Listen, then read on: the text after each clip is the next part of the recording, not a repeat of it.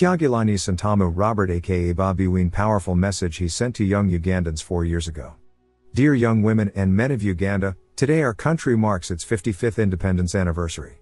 I feel the urgency to communicate to you on this day, and through this letter on 3 things: the state of our country, the prospects for the future, and what each one of us must do today to better our destiny. I know this letter is a bit long, but I beg all of us to read it. We should disapprove those who say that in order to hide something from an African you should put it in writing. We are that generation.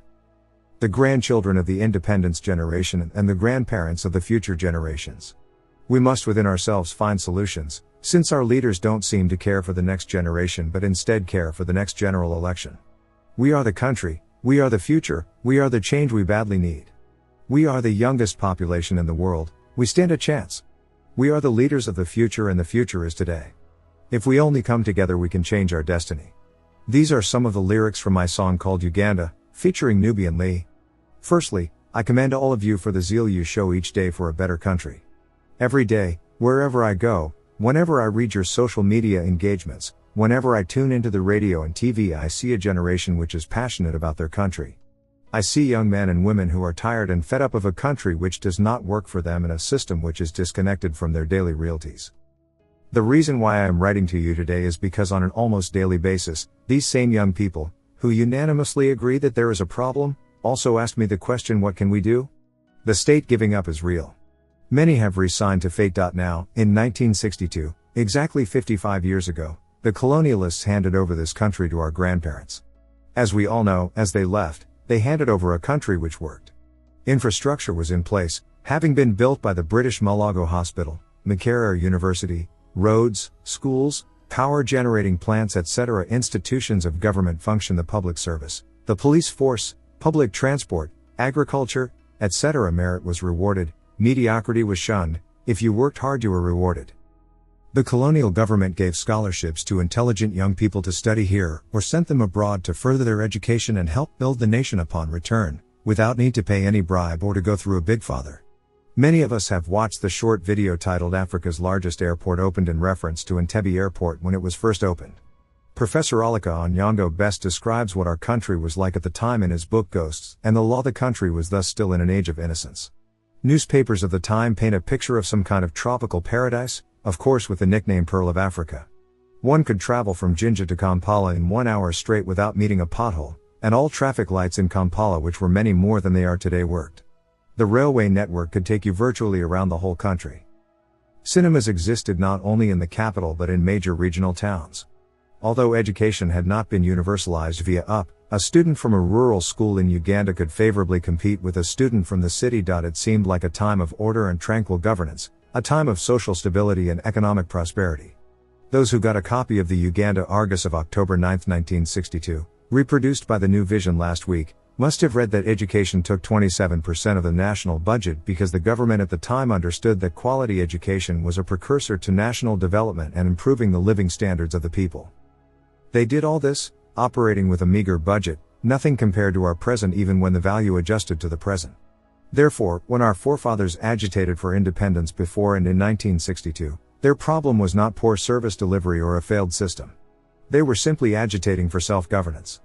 They wanted to free themselves and their children from the indignity of being ruled over by the white man. They understood that having good infrastructure, excellent service delivery and a functioning healthcare without political freedom meant nothing. To them, it was important to have both economic development while at the same time exercising their God-given right to self-determination. They wanted a black man or woman on the steering wheel of the country because they thought our own shall not betray us. Our own shall not enslave us. Our own shall be accountable to us. Therefore, Independence Day was celebrated with pomp and flair. For the new Uganda, some lyrics of the national anthem went like this: United, free for liberty, together we'll always stand. O Uganda, the land of freedom, our love and labor we give, in peace and friendship we'll live. These lyrics echo the kind of hope our forefathers had for this country. As they watched the Union Jack, British flag go down and our Ugandan flag rise up, their hearts were filled with joy and anxiety.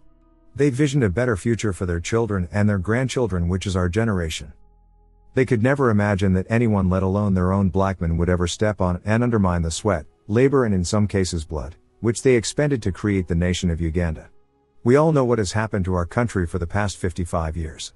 We have all witnessed the crushed promise captured very well in the preamble to the 1995 Constitution, a history characterized by political and constitutional instability, tyranny, oppression and exploitation.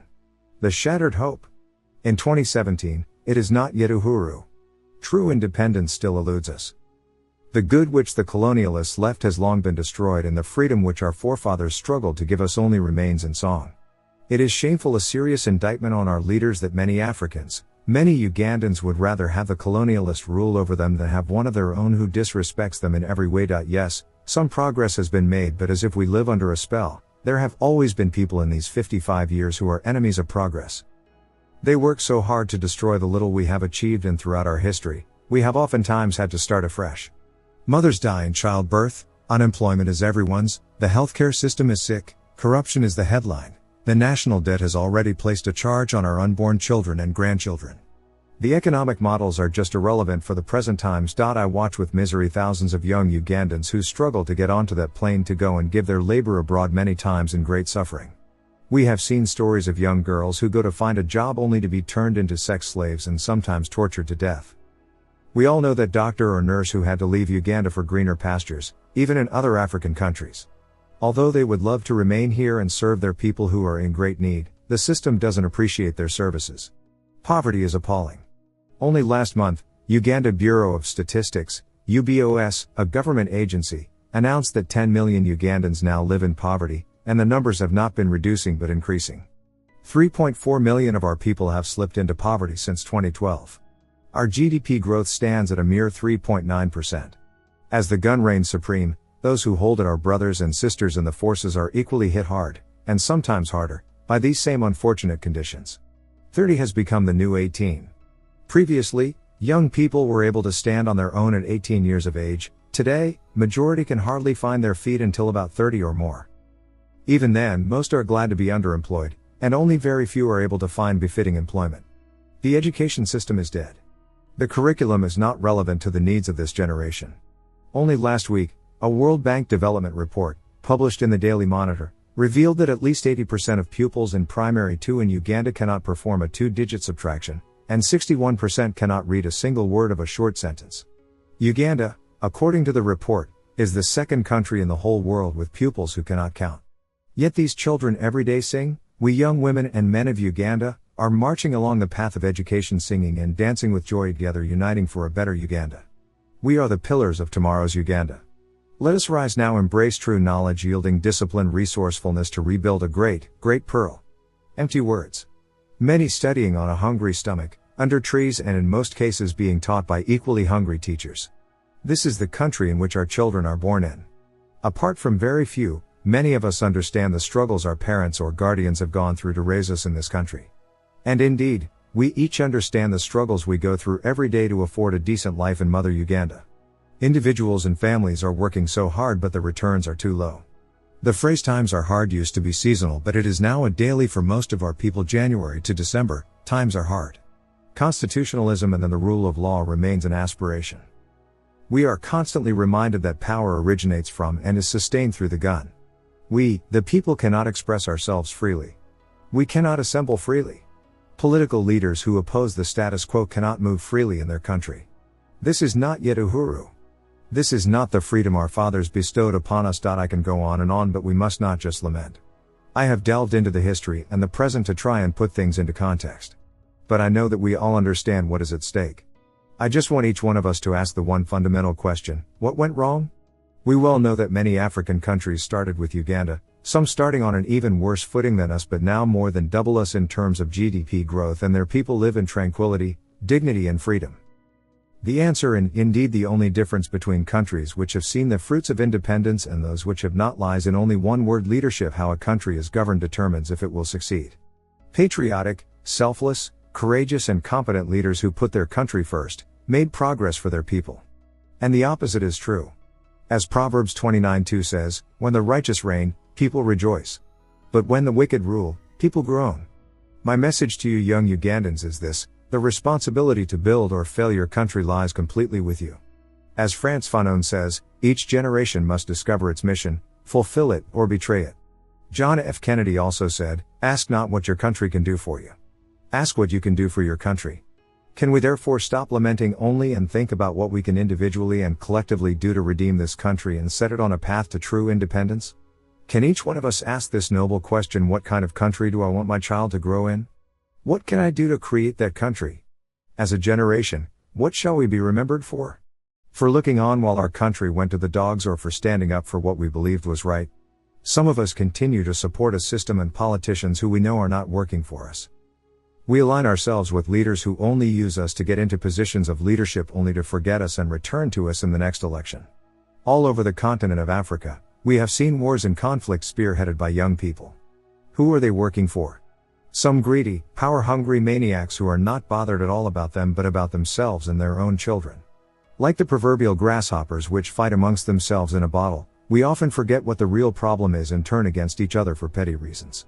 Even from debates on social media, you see forces in disarray: young Ugandans insulting each other because they belong to different tribes, religion or political parties, etc. Yet these two young men or young women share the same challenges and problems every day.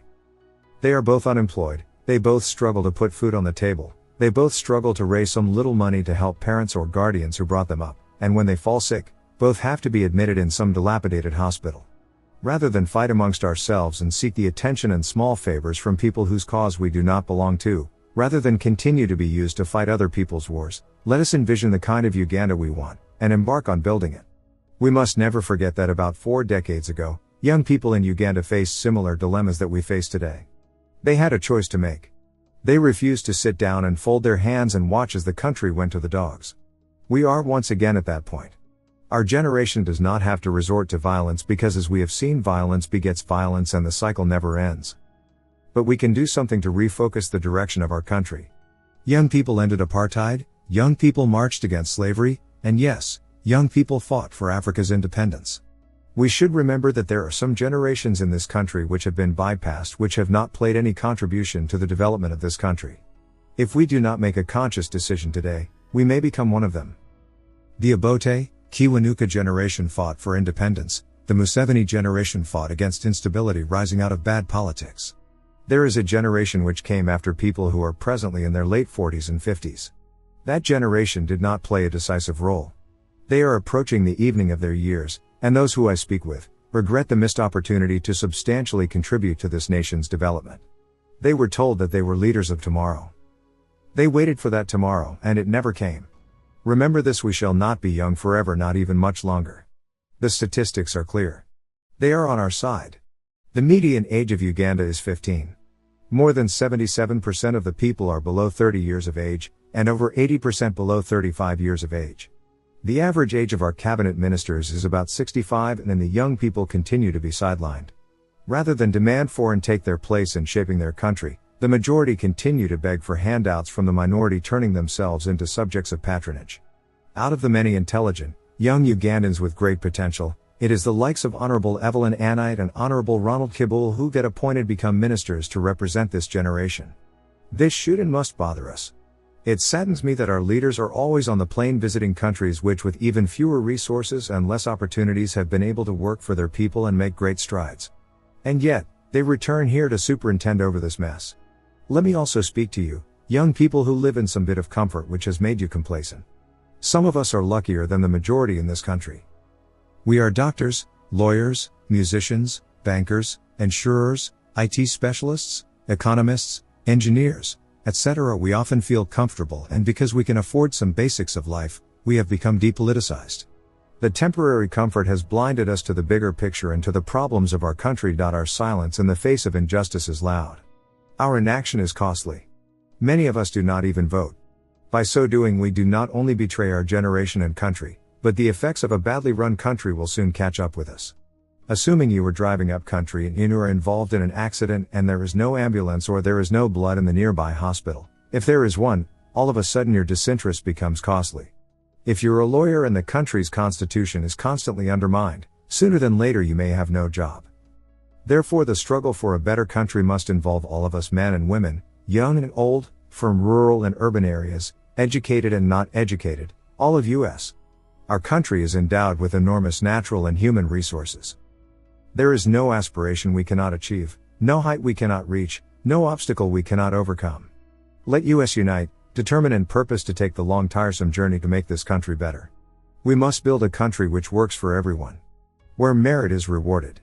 Where if you work so hard you are 100% sure that you will succeed. Where all persons are equal before and under the law. Where freedom of expression and assembly are respected and protected. Where a national constitution is indeed supreme, popular and durable. Where all persons are proud to be called Ugandans. I will repeat that this is achievable. And this won't come from any politician. Not from any leader, not even me. We should not wait for another prophet. It all begins and ends with we the people. Your friend and comrade, Kyagulanyi Ssentamu Robert, Bobiwine.